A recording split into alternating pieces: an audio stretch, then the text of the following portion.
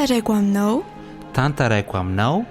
Fandaharana andrenesanao fitsoroana vavolombelona sy fampahirezana iarahanao amin'ny namana Richard Andrianjatovo. Arahinao isan'andro eto amin'ny Opfay Radio. Tantaraiko aminao.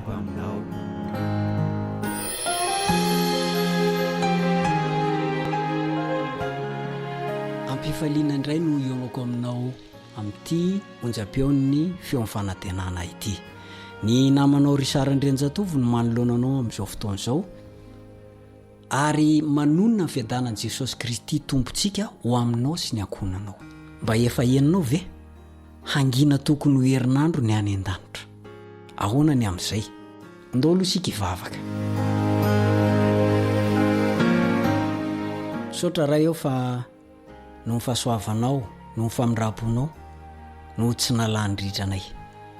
Koa mamela ny eloka mampotana izay tsy nahatanteraka teo anatrehanao. Amin'irao fo izay iantrao satria mpanota tsy mavaly fity ary ny famarinanay ary dia tahaka ny lamba miosondra. Koa dia noho izany manatona anao izay amin'ny alalan'i Jesosy Kristy. Diovy izay, sasao izay. Ekeo ny vavaka ataon'i Jesosy eo amin'ny fitoerana masina indrindra mba ho anay. Dia ho anisan'ny olombojena izay rehefa ho avy izy eny amin'ny rahoan'ny lanitra. Dia meo anay mifanana masina hampianatra anay. Amin'ny anaran'i Jesosy ny angatany izany. Amen.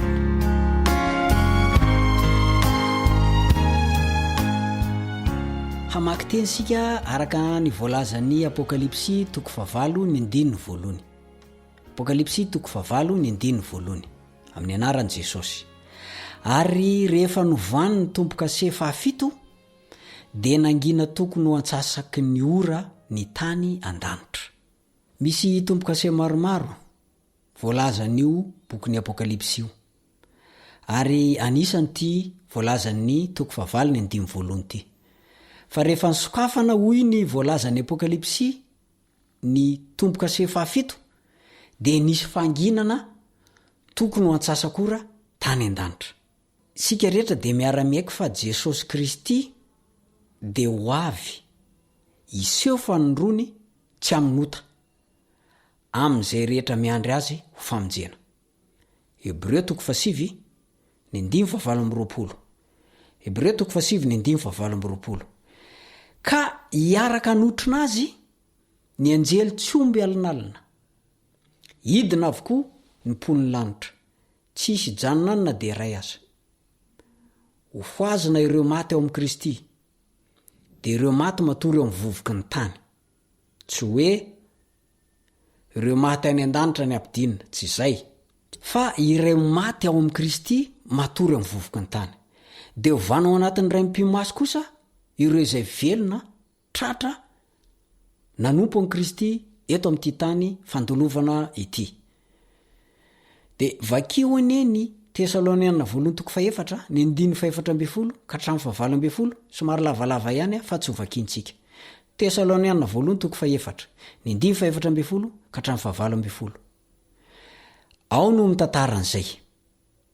Izay no antony isian'ilay fanginana any an-danitra mandritra ny herinandro arabaky teny. Eo na antsasakora ara-paminaniana. Misy kajikajy moa zany ho an'ireo mpandinika amin'ny Baiboly mahay azy tsara amin'ny fanaovana an'izay ary tena mitombona lizy. Herinandro eo zany. Dia izao ny voalaza amin'ny Baiboly. Matthieu toko 4:9-7. Matthieu toko 4:9-7. Fa ho avy ny zanak'olona amin'ny voninahitry ny rainy mba amin'ny anjeliny dia hamaly ny olona rehetra araka ny nataony. Marina fa misy an'ity andininy ity milaza amin'ny fiavian'i Jesosy. Matthieu toko 4:9-7. Matthieu toko 4:9-7 toy izao ny voalazany. Fa ny amin'izany andro sy ora izany dia tsy misy malala na dia ny anjelin'ny lanitra aza, ary na ny zanaka aza, afa-tsy ny ray ihany. Raha io andininy ray fotsiny dia tsy ho fantatra mihitsy ny fiavian'i Jesosy. Fa ho tampoka tokoa izany araka izay nolazain'i Jesosy sy nampilazainy ary nampanoratany mpaminany. Tena marina io tsisy afaka ilaza daty sika, tsy afaka ilaza ora isika nefa de malala tsara fa misy famantarana meloa ny fiavian' Jesosy. Zany hoe tsy ho tampoka zany io fiavian' Jesosy io raha izay no izy, satria ny fahitana ny fahatanteran'ireo famantarana reo zany de efa fanairana ho fiomanana. De ny zavatra tokony fantatsika zany de zao, efa tokony ho avy zany Jesosy zao zay. Efa tokony ho avy zany Jesosy zao anefa. Isy ny famohanany lalàna momba ny alady. Tsy maintsy ho amasin' zay rehetra monina ambony tany io na iza. Apokalipsy 3:13, ny 5:15 ka hatramin'ny 17. Apokalipsy 3:13, ny 5:15 ka hatramin'ny 17. Zao fotoana misy antsika zao de mbola tsy misy ny fanerena ny mponina ambony tany mba hitandremana ny alady. Ny alady moa dia mariky ny fahefana papaly io na ilay bibidia mivoaka avy ao amin'ny ranomasina. Maro ireo famantarana efa tanteraka amin'izao fotoana zao, mipoitra eto sy eroa, de zao fampiomanana antsika reny. Ary misy fomba fiteny zay manao hoe zay tsara fiomanana de tsy ho tapoy ny loza. Ka rehefa ratsy fiomanana ianao, tsy miomana ianao, de tsarovy tsara fa ho avy tampoka aminao ny loza. Tonga tampoka aminao ny fiavian' Jesosy. Zay le matampoka an'le izy. Ary ny fiomanana de zao. Tsy ampitso androany de androany ihany.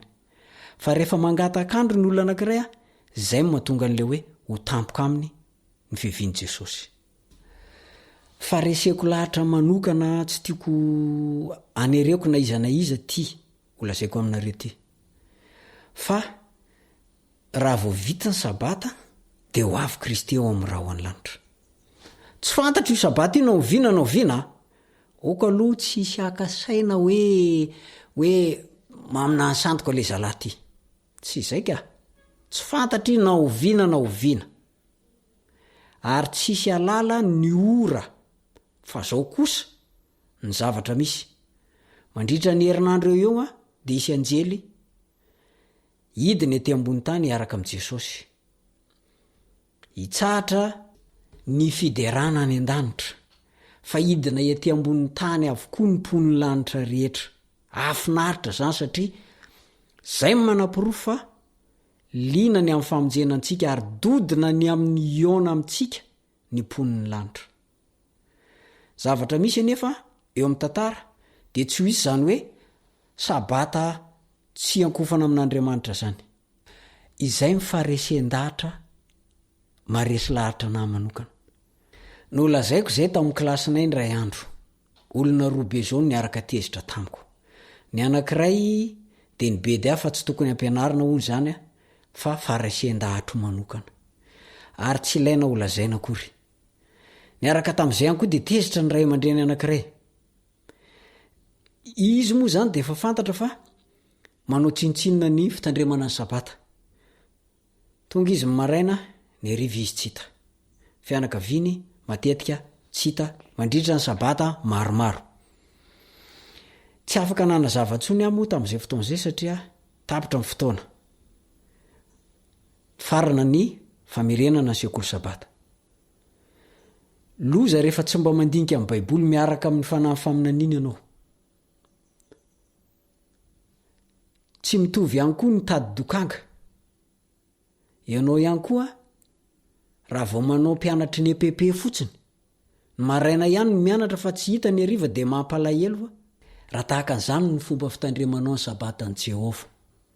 Sabatan'i Jehova de manomboka ny zoma maty masoandro ka mandra-pahatonga ny sabotsy maty masoandro. Mari tsara le nilazaiko hoe vita sabata Jesosy de iny izy ho avy.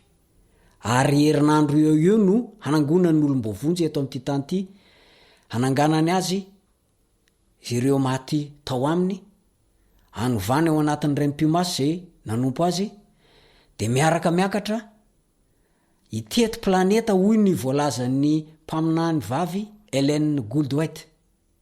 Tena hitsangatsangana tokoa tsika iaraka am' Jesosy hifampiaraba am'ireo mponina any am' planeta sasany zay tsy mba nanota. Ary lazaiko aminao fa fifaliana lehibe zay fotoana zay tena fifaliana lehibe afinaritra tokoa. Tsy mba maniry ve anao mba hoe ianao mba ho anisany zany. Za moa zany de taloha mambra amin'ny fiangonana ray manana foibe geza be mihitsy eto Antananarivo. Zay de tsy te alala mihitsy hoe boky hafa no vakina aminay, baiboly ihany.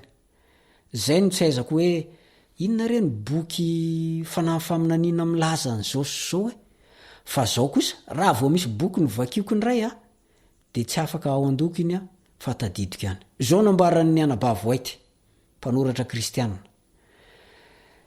Miara mamakivaky ny rahona asika ary 7 andro ny akarina ho any amin'ny ranomasina fitaratra.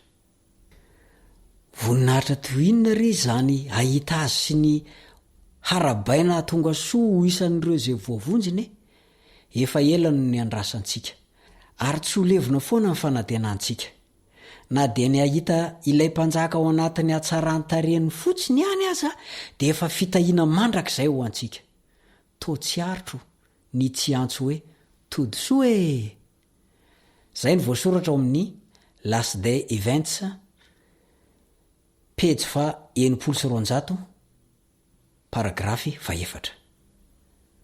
Nahoana kosa ary nylazaina fa ho tampoka ilay fiviany Jesosy.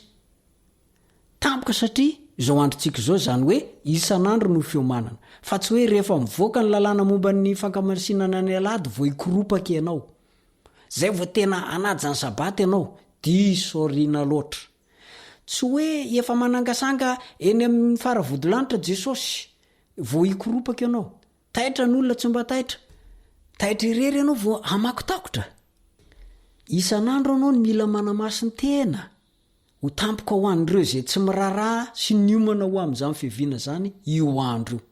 Ho tampoka ho an'ireo manao kitoto amin'ny fitandremana sabata fiviany Jesosy. Ny vahoaka an'Andriamanitra ao am-piangonana rehefa sabata, ianao kosa mamonjy fampisehoana any amin'ny fanamasinana fanabadinana entananao, any amin'ny fijerena lalao baolina kitra miaraka miorakoraka amin'ny olona zao tontolo zao no ahitananao. Anahoana re ianao rehefa ho avy Jesosy N'olona any am-piangonana midera sy mankasitraka an'Andriamanitra fa tonga ny sabata. Ianao anetsena, ianao mandeha mianatra. Anahoana re? Lazaiko anao fa tampoka ho anao zany fiviany Jesosy zany satria tsy nanaitra anao na nitondra fiovana ho anao akory zany famantarana nalefa ny melo zany. Mario tsara lazaina hoe angina tokony atsasako ny ora ny any an-danitra. Midika zany fa oliana fatratra ny amin'ny fanangonana an'ireo olombovonjy ny lanitra ray manontolo. Itsena azy ireo izy. Vaovao tsara zany satria nafon'ilay ray be fitiavana mihitsy ny fiderana sy fanomezam-boninahitra azy isan'ora, isan'andro, isa-minitra, isa-tsegondra. De irany ny anjely ray manontolo itsena n'olombovonjy. Afinaritra ane zany ry namako e. Toy zao ny voalazan'ny Apokalipsy 2:2-4. Apokalipsy 2:2-4. Ary nahita lanitra vaovao sy tany vaovao fa efa lasa ny lanitra voalohany sy ny tany voalohany. Ary ny ranomasina de tsy misy intsony. Ary nahita fa indro ny tanàna masina de Jerosalema vaovao midina avy any an-danitra tamin'Andriamanitra. Voaomana tahaka ny ampakarina efa miaingo eona amin'ny vadiny. Ary nare feo avy teo amin'ny seza fiandrianana aho nanao hoe indro ny taberna kelin'Andriamanitra de eo amin'ny olona, ary izy itoetra eo aminy, ary eo olony, ary Andriamanitra no itoetra eo aminy, de ho andriamaniny.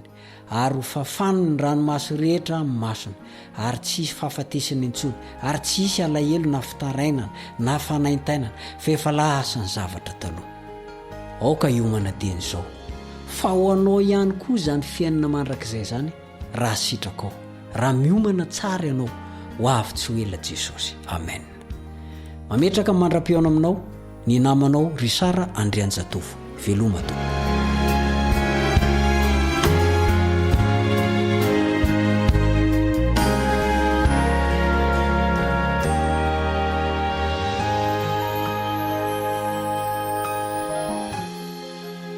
Tantaraiko aminao. Tantaraiko aminao. Fandaharana andrenesanao fitsoroana vavolombelona sy fampahirezana iarahanao amin'ny namana Richard Andrianjatovo. Arahinao isan'andro eto amin'ny Hope Radio. Tantaraiko aminao.